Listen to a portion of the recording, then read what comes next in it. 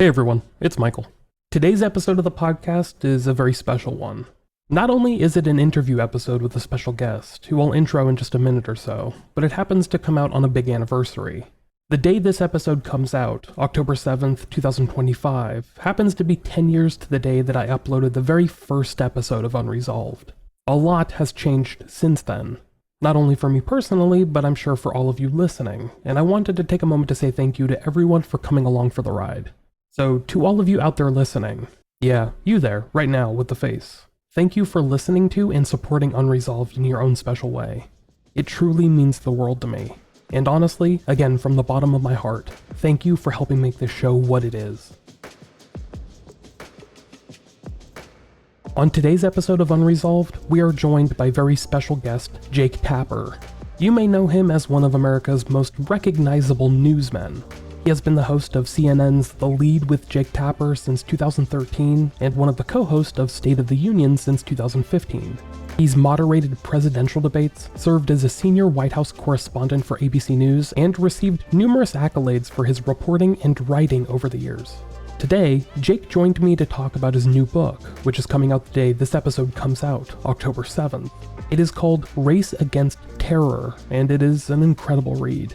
The book opens with a moment that sounds almost too strange to be true. On a ship packed with migrants crossing the Mediterranean, a small, nervous man pulls aside an Italian officer and calmly says he's not a refugee, he's a fighter. He says he's with al-Qaeda. That man's name is Adnan Ibrahim Harun, though he goes by a chilling alias, Spin Ghul, also known as the White Rose. What follows is the unbelievable story of how this self-proclaimed jihadist, captured after a US ambush in Afghanistan and lost to years of chaos and prison transfers, suddenly reappears on a crowded refugee ship bound for Europe. Tapper follows the thread from that chance encounter all the way to Brooklyn, where a team of FBI agents and prosecutors work for years to bring Spin Ghul to justice. The case winds through black sites, diplomatic standoffs, and an American courtroom that must decide how to try a man who fought on a battlefield, not a city street. It's a legal and moral puzzle, one that forces everyone involved to confront where the line between soldier and terrorist, between vengeance and justice, really lies. But the story's heart isn't just in that courtroom. Jake Tapper intertwines it with the family of an American soldier killed in Spin Ghul's ambush, and how his loved ones struggle to make sense of a loss that rippled across continents. By the end, the book becomes about far more than just one act of terror. It's about the cost of the endless war that followed 9/11, about grief that refuses to curdle into hate, and about what it takes to hold on to your humanity in the face of the worst that humanity can offer. Now, with all that being said, here's my conversation with Jake Tapper.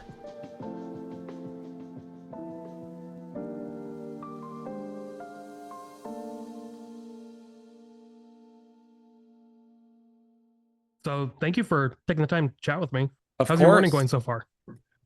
It's good. You know, I'm 56, so I go to the gym and I'm so proud of myself. It's really ridiculous. That's something to be proud of. And I'm like walking around. I'm like, yeah, actually, my body is actually functioning today. I don't feel like I'm about to fall into a coffin. All right.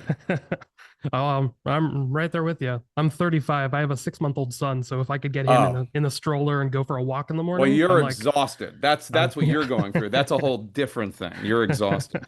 They got the best compliment of my life about this book from a new mom who was telling me that she was on a plane to LA and she couldn't put the book down even though she was so exhausted from having babies. And I was like, oh my God, that's the greatest compliment in the world, because I know that exhaustion. That's exactly how I feel too. Yeah, no, it gets better. They do sleep. They do sleep. Yeah. I promise. Yeah. I've got a 4-year-old and things were starting to normalize again. She was about 3 when we found out that we were pregnant with the second. I was like, oh, there goes free time again. Yeah.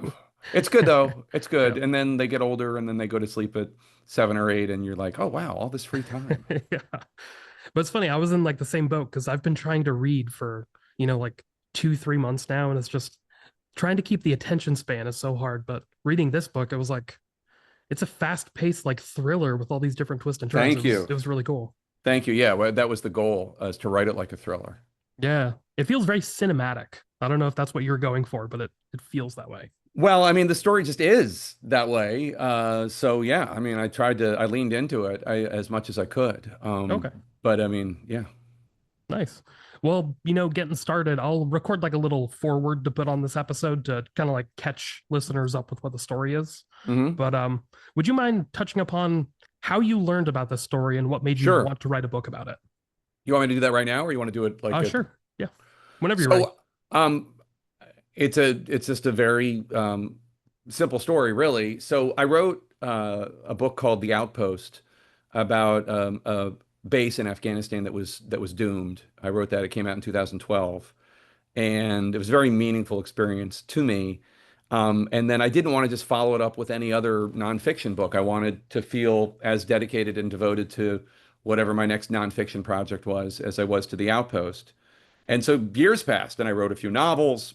Um, and then one day in October 2022, I was out in rural Virginia. It was my son's paintball birthday party. And because it's so far away from DC, I have like pizza and salad and drinks and snacks for the grown-ups so they don't have to drive an hour 4 times as opposed to just one visit out and back. So all the adults are just sitting there, the parents, and one of the dads comes over and says, "Oh, I know Dave Roller from The Outpost." Dave Roller's a character in The Outpost, a real person, obviously. And I said, "Yeah, that book was really tough to write for a lot of reasons, but one of them is the military keeps such horrible records, and whatever records they have, they just don't share them." And he's like, "Tell me about it." And then he proceeds to tell this story that is the story of Race Against Terror. It starts on the deck of an Italian cruise ship in the middle of the Mediterranean during the Arab Spring. The cruise ship's been commandeered by Berlusconi, the prime minister, to bring thousands of refugees from the southern Italian islands to the mainland. And a gentleman walks over to one of the Italian Green Berets and asks for water. He gives him some water, notices that this guy, he's from Niger, has a bullet wound in his arm. He asks him how he got it. Basically, he says, "I got it fighting Americans in Afghanistan. I'm with al-Qaeda." And from there, the story just goes on to this incredible tale where the Americans are told about this guy by the Italians, Spin Ghul. They take him into custody. And they're like, the Italians like, "Do you know this guy, Spin Ghul?" And the Americans have heard of him for sure, because he was active with al-Qaeda in 2002, 2003. And they've since captured a lot of guys from al-Qaeda. This is 2011. But this is the Obama era. So you can't take anybody to Gitmo, and the Italians are going to hand over anybody to go to Gitmo. The Americans have to prove a case before extraditing Spin Ghul, before Obama or the Justice Department will even bring him to the shore. So there is this race to prove a case, and it's all sleuthing. How do we prove that this guy did what he says he did? Because he said he killed Americans. He said he wanted to blow up the U.S. Embassy in Nigeria. How do we prove it? And the story of the sleuthing was so compelling. And I said to Dave Bitcower, who is one of the heroes of the book, "Has anyone told this story before?" It was just so good. I couldn't believe that no one. And he's like, "Well, people covered it when he was brought to court, but no, not really. No, he's covered the sleuthing of it all." And this is the only instance in American history of a foreign terrorist prosecuted in a criminal court in the United States for killing service members on a battlefield. It's never happened before.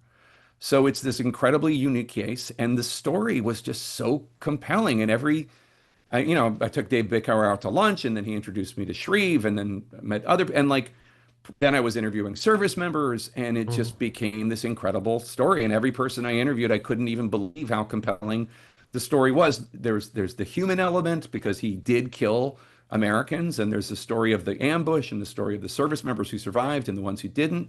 And then there is just the heart pounding race to build a case and to get this guy locked up so he has said he wants to kill as many Americans as possible.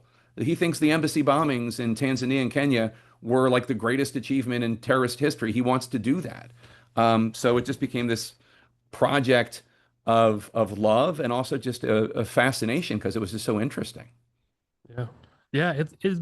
is insanely interesting. Just all the different characters that you kind of weave throughout the story, and the way that you are able to tell their story in such like a succinct yet a really in-depth way. It just makes them feel like you know them, like they're almost like archetypes. One of the things I've learned, this is my eighth book, and one of the things I've learned, hopefully, is editing. Because I love the Outpost, but it's about a 500-page book. And it's at a certain point, and I think it's maybe through the novels that I wrote, at a certain point, I became just much more disciplined when it came to cutting and eliminating and thinking to myself, I am at service to the reader. Needs to be for the reader. This is for no one else. When I wrote The Outpost, I felt like I was writing it for the service members, and I wanted a Mhm. record of all these people and all these stories. And so I cut very little. And while I still feel the need, the compulsion to tell the story of the service members in this book, I also felt the need, like I felt very clearly the imperative of I want as many people as possible to know the story, and that means it needs to be the quickest, fastest, most interesting book possible. And so I just need to be much more disciplined. Yeah. Well, that's really an art form in and of itself. So I just wanted to applaud you on that. Um, Thank you. when you started researching this story, was there a specific moment where you realized this was becoming, something really in depth, like a book, or is becoming a massive project Oh, immediately it was a book. immediately? Yeah, as soon as um, as soon as Shreve and Bitcower, who are two of the main characters, as soon as we went to lunch, and they told me all of these things that I had not explored, all these different characters, Roshana Muhammad from the FBI, and this guy Dave Hodgson from the U.S. Army Investigative Unit, and all these different people, and just the fascinating way that they built this case. And look, I'm no different from anybody else. Like, I love a good police procedural. I love to know, like I loved CSI. Like Mhm. how do you prove the case? I love, Law and Order and NCIS and all these shows. I love that stuff. It's really interesting to me. How do you prove it? Yeah. And that's part of obviously being a journalist too. But these prosecutors, just the way they told the story, it was just so interesting because it wasn't enough that Spin Ghul had confessed. Any defense attorney would be able to say, "This is just some crazy guy. You have no proof he did any of this. You can't even tell me the date of the ambush he says he participated in." They had to prove it. They had to have physical evidence or witness testimony for every part of the story, Mhm. and they did such an incredible job. And once I got my hands on uh, the case files from one of the prosecutors, Matt Jacobs, I was just like, this is going to be a great book. And also, one of the things about it is, even though Spin Ghul would not cooperate with me, he's in prison. People will be happy to hear, but he would not cooperate. His story is in the book. Like, he is a character in the book. He's not just some nameless, faceless terrorist. He is a real person Mhm. whose story, whose tale from poverty in Saudi Arabia, all the way to trying to kill Americans in Nigeria and also in Afghanistan is told. I mean, obviously, I'm not sympathetic, but it Mhm. is a real story of a real man, and that also was a gift when it came to telling the story because very seldom do you get the full biography of one of these terrorists from radicalization to arrest. It very Mhm. seldom do you hear the whole thing. Yeah. On my podcast, I typically cover, true crime, mystery, stuff like that. And so when you do learn about a suspect, for me, the most interesting part of true crime is trying to figure out why they did Yeah, what they did, yeah, what motivated them to commit such a crime. yeah. And like you said, in this book, you don't really sympathize with Spin Ghul, but you do understand, you know, the path he was put on and how he got there. And Yeah, even, by the end, by the time that he's encountering the prosecutors and all the other individuals involved, you realize that he's likely been sitting in this Libyan prison for 5, 6 years. And, yeah. you know, he's just, it's He hard was, not to understand him. yeah. I mean, I think he was obviously a religious zealot with all that entails with anybody that goes into terrorism. But also, I think it's fair to say he had been arrested by the Gaddafi regime in 2003, and and I'm tortured for years, and I'm sure that must have played a horrific role in his life. I don't have tremendous sympathy for him, but that also helps explain why when he got out during the Arab Spring, when Gaddafi was emptying the prisons and sending jihadi extremists to Europe because he wanted them, to, oh, you don't like me? Okay, fine. This is because, people like Gaddafi, they thought that they were containing extremism and radicalization in Libya. And to a degree, he and Mubarak and other Arab strongmen do that with, horrific human rights abuses, but they do that. And anyway, he gets out and he's so eager to talk about who he is and what he's done and he's proud of his career as a terrorist. He thinks it's the greatest thing in the world. Dave Bitcower, the prosecutor who told me the story to begin with, when he was at Yale, he got to interview Ron Darling, he was a Yale pitcher and then went on to play for the Mets and was in the World Series winning Mets. And Dave interviewed him about a no-hitter he had pitched at Yale. And you'd think, the guy went on to win the World Series. Who cares about a no-hitter in an Ivy League school? But he knew every detail, knew every detail. And to Dave, Spin Ghul was like that. Like he thought of himself as telling the day of his greatest game. Like he just remembered every detail of it. Yeah, and that's like not impressive, but the fact that he gave this testimony to prosecutors in Italy, I believe. Yeah. And he was able to recall it. What was it, like almost 10 years after the fact? Yeah, it's 2011 and the attack was 2003. Yeah. Yeah. So 8 years later, and he's recalling all these minute details that during his prosecution ended up, they connected it with the available evidence. That's just incredible. Because none of the soldiers testified that they remembered him per se. You don't see a lot of the people that are trying to kill you in a battle, but they all had the same memory of the ambush. And that was one of the things that Melody Wells, one of the prosecutors, and that's part of the story when she does her closing. One of her skills, one of her talents was to tell the story of the attack from Spin Ghul's perspective as verified by his victims. And you'll remember then he said this about the helicopters, and these service members remembered that. And you'll say he remembered this about the death of one of his fellow al-Qaeda operatives, and you'll remember these guys said that too. And she was able to tell the story and weave in witness testimony, physical evidence, and it was just such a fascinating tale. Honestly, like I feel like the story itself is. I'm glad you like the way I wrote it, and I'm honored and flattered. But the story is just so good. Forget me. Forget the book. The story is just so incredible. When I heard it, I was like, oh my God. Yeah, when I learned about how the prosecutors and all the investigators involved were able to piece together this evidence from a crime scene, or I guess a battle, across to them it was a crime scene. Yeah. And they investigated it just like they would a crime scene. They took the evidence and I believe it was it the Domex system?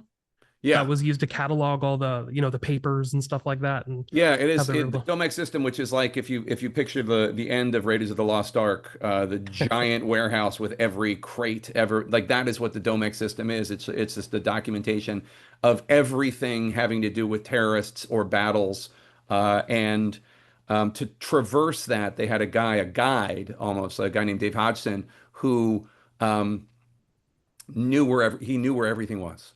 But also there was evidence of photographs from the battle scene, and they couldn't find things. They didn't know where they lived anymore.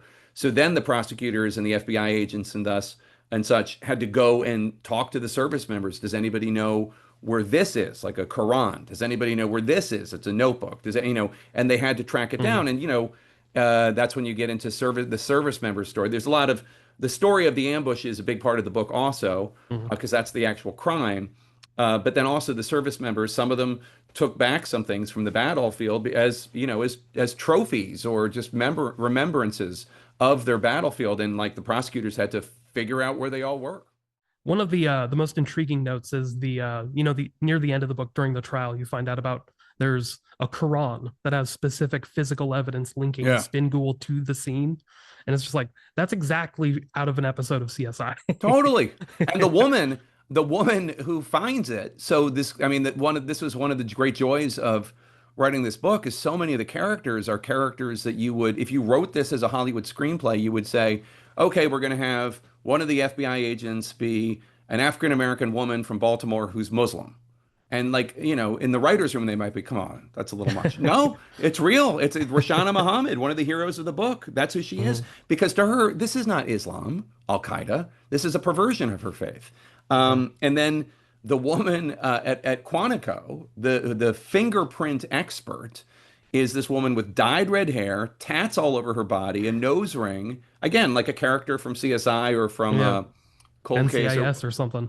what's the other one? It was a really intense one with Joe Mantegna, and uh, and really dark. Mandy Patinkin was in it. Anyway, there was another one of these Criminal procedurals. Minds. Criminal Minds. That's it. This woman is from Criminal Minds, and and also she was. I mean, just in terms of life imitating art, imitating life, she was inspired to go into detective work like this by watching an episode of Crossing Jordan because she was originally going to be a veterinarian, then she filled in at the vet's office, and it was just too painful to have to put cats and dogs down. She hated it, and her mom's like, they're watching Crossing Jordan one night. You could do this." And so she goes to West Virginia University, becomes an expert in fingerprints, goes to Quantico, and like is a key member of the team that helps lock away this Al Qaeda terrorist. Yeah, it's so amazing. Just all these different story threads that lead to this culmination. It's just the fact that this story is woven over 2 decades, pretty much. Yeah, from And it, 2003 to I guess 2018 is when the verdict comes down. But right now, today, whether or not they know it, the Trump administration is going to go forward with trying to criminally prosecute a terrorist for killing service members abroad, one of the Mhm. conspirators behind the Abbey Gate bombing in 2021. And they're going to do that in Virginia. They're doing it right now at the time, and we get into the political wins in the book, at the time in 2021, I'm sorry, in 2011 and 2012, incredibly controversial to try a terrorist in a criminal court as opposed to sending him to Gitmo or go doing a military commission. But now uh, Trump's going to do it too, and I bet he doesn't even know he's following in Obama's footsteps. Mhm. Yeah, it's a really interesting kind of like through line through the story is that you establish how when Obama became president, he established, no, we're closing Gitmo, it's going to be done. And obviously there were a lot of roadblocks to doing that. Oh yeah, And it it's still led to, open. yeah, It's still still open. open today. But Yeah, but one of the other things, though, is that Obama wanted to prosecute terrorists in criminal courts, and he faced a lot of headwinds, not just from mhm, Republicans, but from Democrats too. But even if he hadn't wanted to do that, the Italians would not have turned over Spin Ghul in 2011 to the Americans for prosecution at Gitmo mhm, or in a military tribunal, or if the death penalty was on the table, because by 2011, Europe had so revulsed at the American global war on terror and how Bush had conducted it, and even Obama to an extent when it comes to the drone campaign, they were only going to help if certain things were done in certain ways. So mhm, even if Obama had not said we're going to do this in a criminal court, the Italians would have insisted on it. mhm. And then Yeah. maybe Spin Ghul would have been freed. And we Mhm, all, his goal and his life's goal was to kill Americans, and I'm sure he would have succeeded. mhm.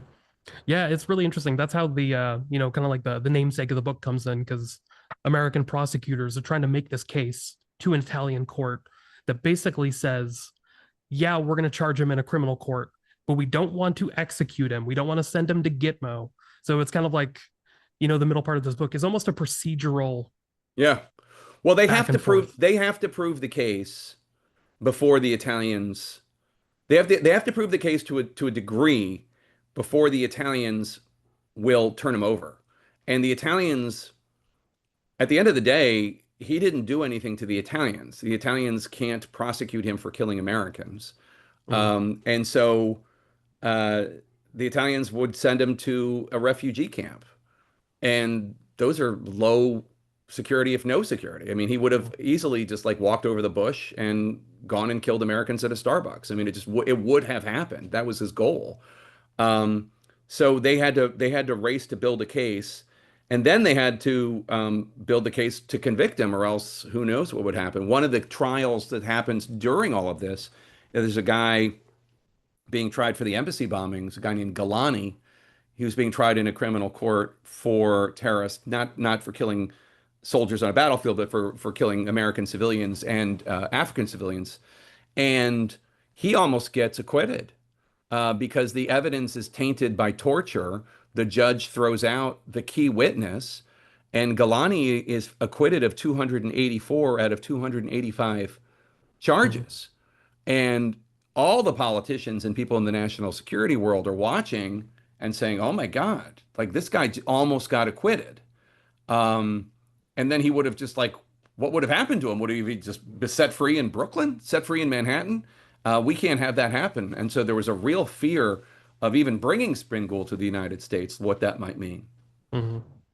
Yeah, one of the aspects of the book that I really like is this. I don't know if it was intentional or not, but it almost seems like this theme of how, prosecutors want to try and, build a legal framework for trying terrorists in American courts, and Yeah, how difficult that is, because when you think about something like Nuremberg, where we were trying international war criminals and almost like this international coalition of a court, how that was very different. And trying to try terrorists in the US criminal court it's such a novel thing. Like yeah. hadn't been tried before and hasn't really been tried since, until just now, like you were saying with Trump.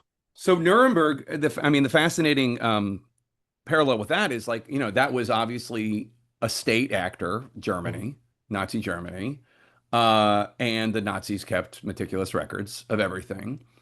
And al-Qaeda is not that. They're not affiliated with a specific state, and they don't keep great records, intentionally or unintentionally. They're just so there's so much subterfuge because they operate in the dark, because they're committing acts of terrorism, not genocide through camps set up by the state, etc.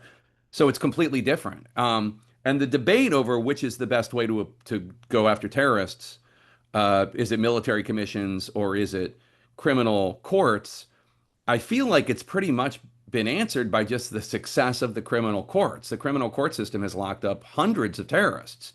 And the military commissions, because it's still so new and the law is so fresh and debated, um, and also because so much of the evidence is so tainted because Mhm. of the torture, that the criminal courts have really just won the argument based on the merits. Mhm. Yeah, and it seems like it's becoming almost like this moral question, because now you have the US government going after these terrorists in Venezuela, you know, Yeah. using Narco drone attacks to terrorists. just Right. kill them extrajudicially. And it just seems like this type of story is more, I don't know, needed than ever, to remind It's people so, that things it's have a interesting. different moral Yeah. outcome.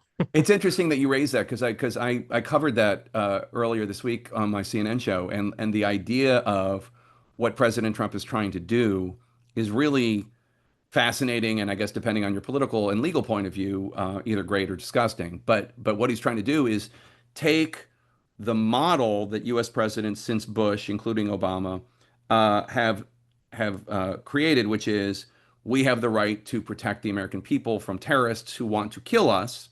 Therefore, we assert this right to, you know, kill people in Yemen with drones if we want to. And Trump in February declared Tren de Aragua, this Venezuelan cartel, drug cartel, a terrorist group. Just on his own, he did that, which he can do.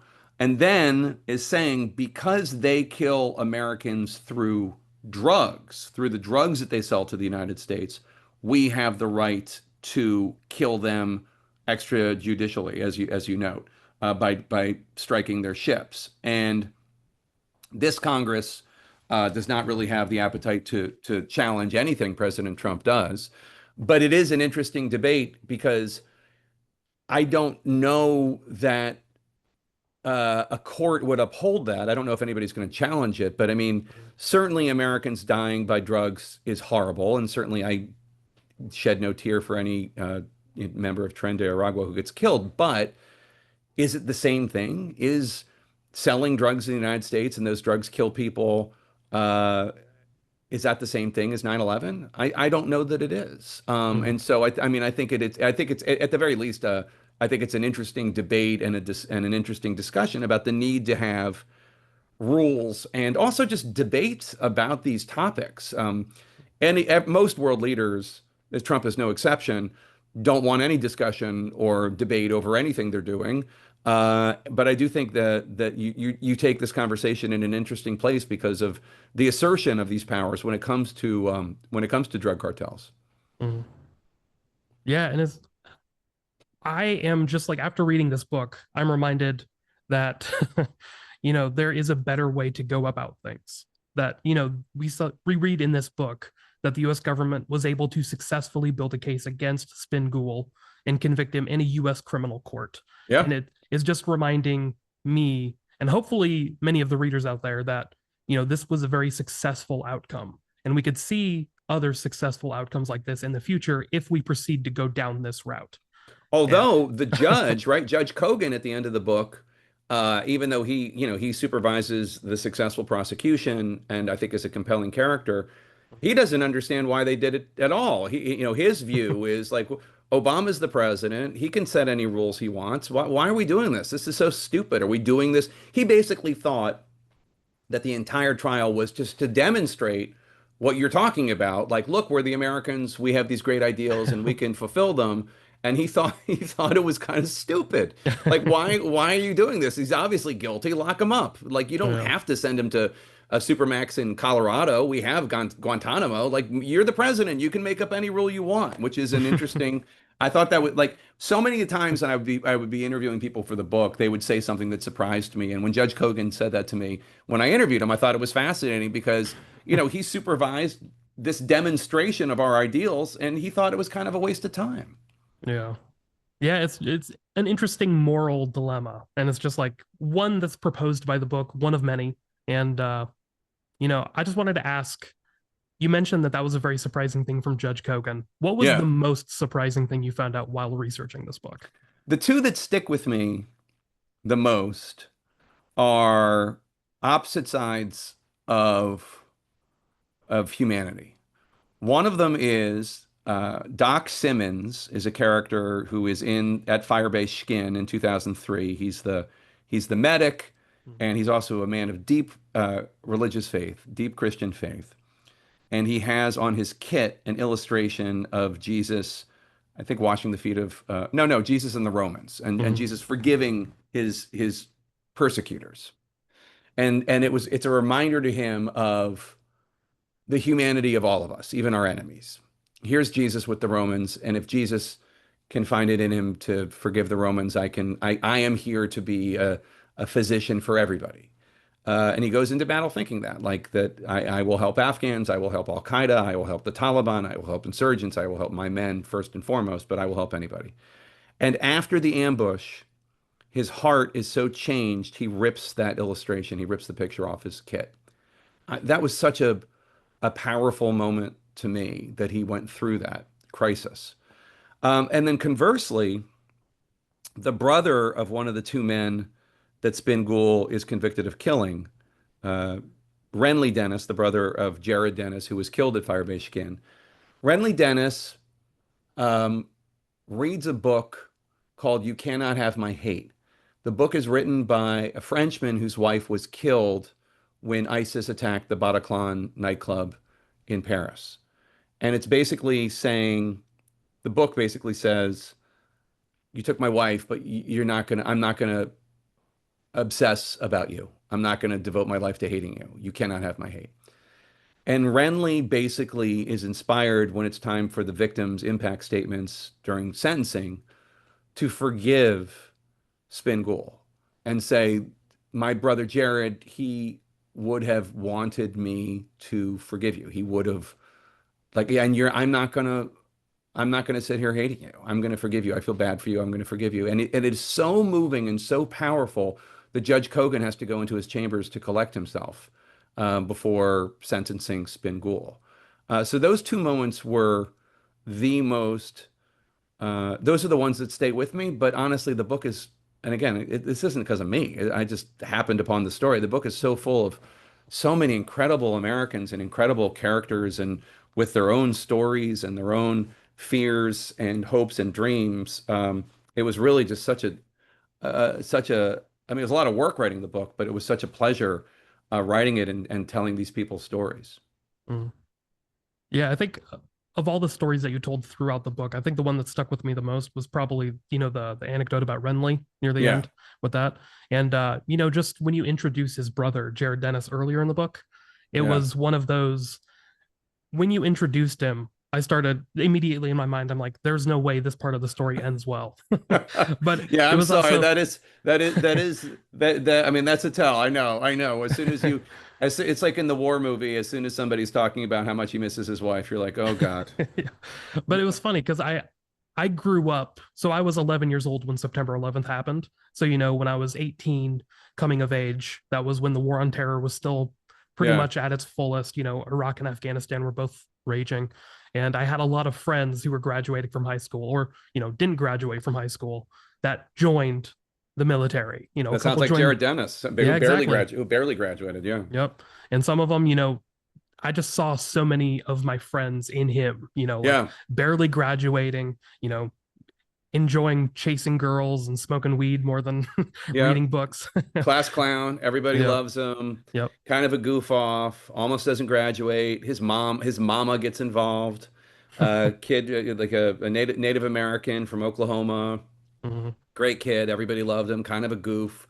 Almost gets kicked out of the military Mhm. for a hot piss for a drug test that goes bad. But ends up, being one of the best soldiers in the unit. Private Jared Dennis, who dies in action, who volunteers to go out into the ambush and try to help his fellow soldiers. Same thing with Ray Lozano, an American, great guy, Latino, wife, two kids at home, or I think he had pregnant wife at home, Mhm. and a daughter. And he was married to his wife Sarah, and he was like working at the front desk of the Motel 6, making no money, and the Air Force just seemed like a better option for him. And he and Jared enlisted before 9/11, before, back when it seemed like a low risk professional option. Uh, I mean, people forget the 90s, but that's what it was like. There were a lot of people who served in the 90s who never saw a lick of action, and Mhm. there was no risk. I mean, there were wars during that period. There was Panama, there was Yugoslavia, but still nothing that the U.S. was directly involved in for a long, long period of time. Mhm. And then all of a sudden they'd enlisted, and all of a sudden we were at war with al-Qaeda, and Yeah. they were thrust into harm's way. Mhm. Yeah, it's funny you mentioned the 90s. Both my in-laws were Air Force in the late 80s, and it was right before the Gulf War. That was when the military did the big like, we're going to try and let everyone go, give them signing bonuses, and then 2 years later, Gulf War. Right. So it's just Yeah. like we forget how the military was seen as this almost like a safe option. Yeah. No, like, I graduated from college in 91, and the military was never even something I thought about, Mm, because it wasn't like, other than the Gulf War, which was a very short war, and we were not attacked. Kuwait was attacked, mm, and it was an exertion of force against Saddam Hussein, but it was a very quick war. Americans were killed in it, and I don't mean to say it wasn't a big deal, but it wasn't what Iraq later became or Afghanistan later became. Anyway, it's just like it was great and heroic that people were joining the military, but it was just a different vibe because it wasn't. Um, it, the idea that you weren't going to make it out was a and I don't think anybody in the time in the 80s, no, very few people probably thought that way. I certainly didn't anyway. I'll speak for mm. myself. It's just like the idea, like we hadn't been involved in a very serious war since Vietnam. Yeah, yeah, it's yeah, just crazy to think about how times have changed. But Oh, it's very different today. It's yeah, very different today. yeah. But we got a few minutes left. I just wanted to applaud you on the great book. It's a very compelling, very cinematic. Do you want to leave the listeners with any thoughts before we get going? No, I mean, just one of the things that was just fun about writing this book is like, I write fiction too. But nonfiction is just, it's more in my blood just because the true stories of what people go through. And in this book, there's so many great Americans represented. The whole American mosaic is represented in this book. Every race and religion and background is there. And I just thought it was just, when Dave Bitcower told me the story, I'm like, this is the greatest yarn I've heard in a long, long time. And I just, if I bring even a half of that to the book, then I'm honored, and I hope people enjoy it. Well, I think they will. I think it's going to be a great book, and I appreciate your time. Thank you so much for chatting with me. Thank you. It was a real honor. Yeah. Hopefully we get to chat again soon with your next book. Okay. I haven't started that one yet, so give me a little time. Yeah. Take a well-deserved break. Okay. Thanks, Michael. I appreciate it. Yep, Stay in touch. Thank you. Bye-bye. Take care. Bye-bye.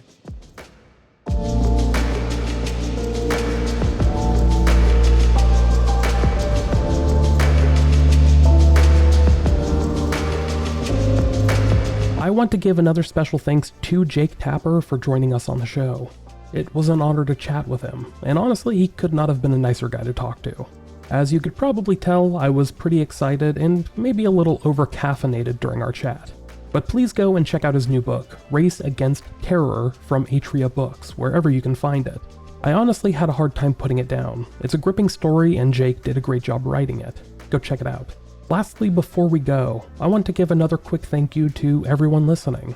It's really, truly hard to believe that it's been 10 years since this show got started. When I uploaded the first episode of Unresolved, I was a middle school librarian in my mid-20s with a little too much free time at my disposal who had dabbled in journalism back in college and always had an interest in true crime. When I uploaded the first episode of the original Night Stalker series, I did not expect anyone to listen.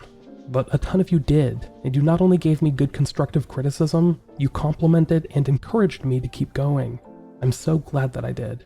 I'm not gonna lie, there have been times over the last decade that I thought, maybe enough's enough, maybe it's time we wrap up the show. When I had kids, when things in my own life just got a little too overwhelming, during my half dozen or so cross-country moves. Seriously, I'm just about done with those. But I'm so happy that I still have this show. It's become a constant in my life over the last 10 years, and I don't think I would give it up for anything. Now that I look back on the last decade, I wonder where the next 10 years will take us. Hopefully I'll get to release another special episode on October 7th, 2035, which, holy shit, does not seem like a real year. Anyhow, until next time, I hope you all stay safe and stay healthy. I will talk to you all later. Bye.